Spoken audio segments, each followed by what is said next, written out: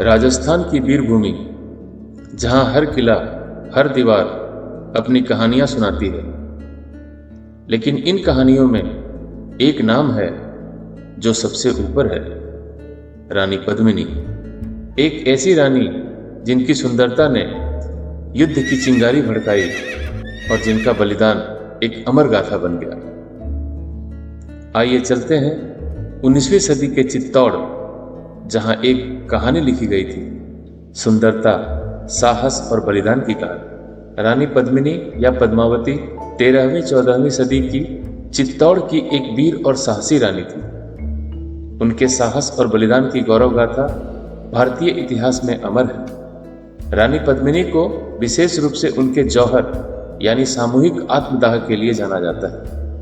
उन्होंने यह कठोर निर्णय तब लिया जब सन 1303 में दिल्ली के सुल्तान अलाउद्दीन खिलजी ने चित्तौड़ पर आक्रमण कर दिया था।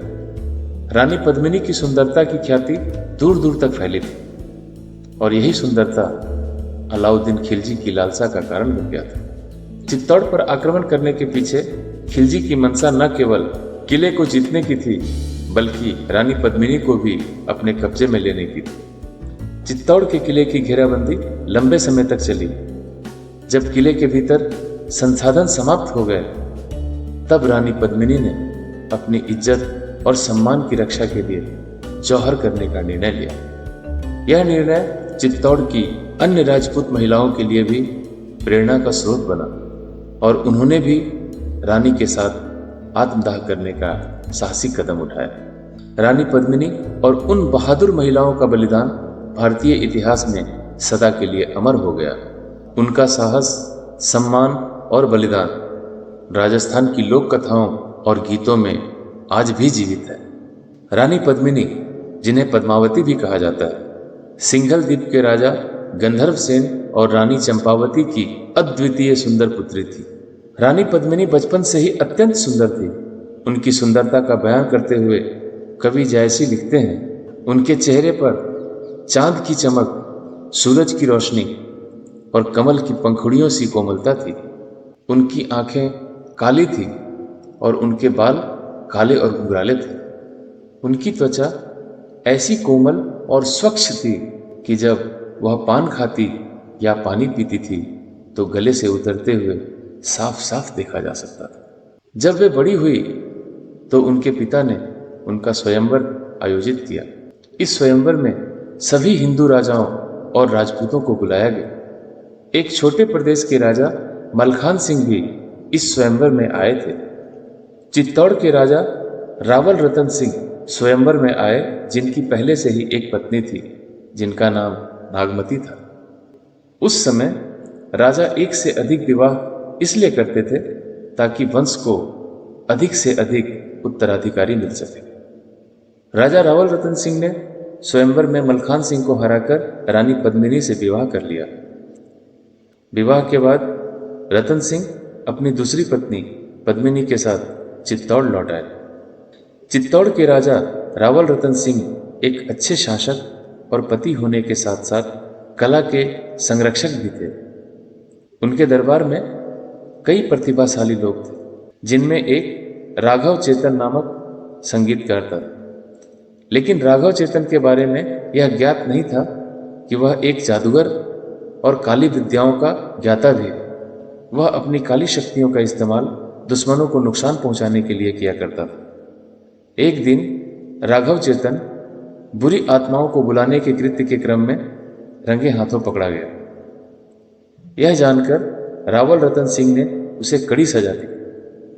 उसका मुंह काला करवाकर गधे पर बिठाकर संपूर्ण राज्य में घुमाया गया और अंत में उसे निर्वासित कर दिया।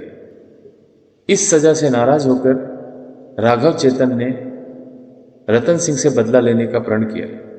अपने अपमान का बदला लेने के उद्देश्य से राघव चेतन दिल्ली के सुल्तान अलाउद्दीन खिलजी के पास गया।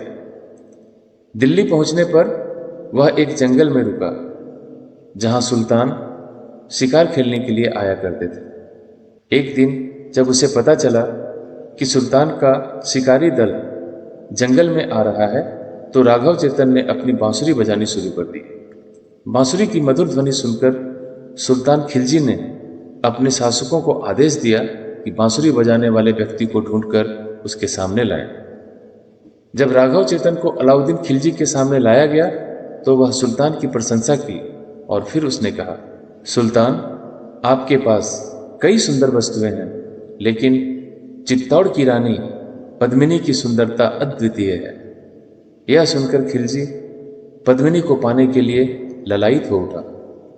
उसने चित्तौड़ पर आक्रमण करने का निर्णय लिया। खिलजी ने चित्तौड़ के किले को कई महीने तक घेरे रखा, लेकिन राजपूतों की वीरता के कारण वह किले में प्रवेश नहीं कर पाया। तब उसने कूटनीति का सहारा लिया और रावल रतन सिंह को संदेश भेजा, हम तो आपसे मित्रता करना चाहते हैं। रानी की सुंदरता के बारे में बहुत सुना है। मैं केवल एक बार रानी का मुंह देखना चाहता हूं, फिर बिना किसी लड़ाई के ही वापस लौट जाऊंगा। चूंकि राजपूतों से उनकी पत्नी को दिखाने की बात करना ही एक बहुत घटिया, घिनौनी और अश्लील बात मानी जाती थी, इसी कारण रतन सिंह खिलजी का यह संदेश सुनकर आग बबूला हो उठे। पर रानी पद्मिनी ने इस अवसर पर दूरदर्शिता का परिचय देते हुए अपने पति रतन सिंह को समझाया, मेरे कारण व्यर्थ ही चित्तौड़ के सैनिकों का रक्त बहाना बुद्धिमानी नहीं है। रानी को अपनी नहीं, पूरे मेवाड़ की चिंता थी। वह नहीं चाहती थी कि उसके चलते पूरा मेवाड़ तबाह हो जाए और प्रजा को भारी दुख उठाना पड़े, क्योंकि मेवाड़ की सेना अलाउद्दीन की विशाल सेना के सामने बहुत छोटी थी। रानी ने बीच का रास्ता निकालते हुए कहा कि अलाउद्दीन रानी के मुखड़े को देखने के लिए इतना बेकरार है तो दर्पण में उसके प्रतिबिंब को देखा जा सकता है। अलाउद्दीन भी समझ रहा था कि राजपूत वीरों को हराना बहुत कठिन काम है और बिना जीत के घेरा उठाने से सैनिकों का मनोबल टूट सकता है और उनकी बदनामी भी होगी। इसलिए उसने यह प्रस्ताव स्वीकार कर लिया। चित्तौड़ के किले में अलाउद्दीन का स्वागत रतन सिंह ने अतिथि की तरह किया। रानी पद्मिनी का महल सरोवर के बीचों बीच था। दीवार पर एक बड़ा आईना लगाया गया और रानी को आईने के सामने बिठाया गया। आईने से खिड़की के जरिए रानी के मुख की परछाई सरोवर के पानी में साफ पड़ती थी। वहीं से अलाउद्दीन को रानी का मुखारबिंद दिखाया गया। सरोवर के पानी में रानी के मुख की परछाई देखकर अलाउद्दीन चकित रह गया। थोड़ी ही देर तक दिखने वाली महारानी के प्रतिबिंब को देखते हुए उसने कहा, इस अलौकिक सुंदरी को अपना बना लो तो इससे बढ़कर भाग्य और क्या हो सकता है। जो भी हो, इसका अपहरण करके ही सही इसे ले जाऊं। खिलजी ने रावल रतन सिंह को धोखे से बंदी बना लिया और कहा कि रानी को उसके हवाले करने पर ही राजा को रिहा करेगा। तब रानी ने कूटनीति का सहारा लिया और खिलजी को संदेश भेजा, मैं मेवाड़ की महारानी अपनी 700 दासियों के साथ आपके सम्मुख उपस्थित होने से पूर्व अपने पति के दर्शन करना चाहूंगी। यदि आपको मेरी यह शर्त स्वीकार है तो मुझे सूचित करें। रानी का ऐसा संदेश पाकर कामुक अलाउद्दीन की खुशी का ठिकाना न रहा और उस अद्भुत सुंदर रानी को पाने के लिए बेताब उसने तुरंत रानी की शर्त को स्वीकार करके संदेश भिजवा दिया। इधर रानी पद्मिनी ने 700 डोलियां तैयार करवाई जिसमें राजपूत सैनिक छिपे हुए थे। जब ये डोलियां खिलजी के शिविर में पहुंची तो सैनिकों ने अचानक हमला कर दिया और रावल रतन सिंह को मुक्त करा लिया। इसके बाद खिलजी ने चित्तौड़ पर एक और बड़ा भारी और भयंकर आक्रमण किया। आखिर उसके 6 माह से ज्यादा चले घेरे और युद्ध के कारण किले में खाद्य सामग्री का अभाव हो गया। तब राजपूत सैनिकों ने केसरिया पहनकर लड़ते लड़ते स्वयं को अपनी मातृभूमि पर कुर्बान कर दिया। किले की सुरक्षा कमजोर होने के कारण रानी पद्मिनी ने अपने राज्य की महिलाओं के साथ जौहर का निर्णय किया। उन्होंने 16,000 महिलाओं के साथ आत्म बलिदान कर दिया ताकि खिलजी उसकी इज्जत न लूट सके। रानी पद्मिनी का यह साहस और बलिदान इतिहास में अमर हो गया। उनकी कहानी सदियों तक प्रेरणा देती रहेगी। आज के लिए बस इतना ही। वीडियो अच्छी लगे तो प्लीज़ लाइक करके दोस्तों के साथ शेयर करें। साथ ही कमेंट बॉक्स में अपने विचार भी ज़रूर लिखिए। धन्यवाद। मिलते हैं अगले वीडियो में।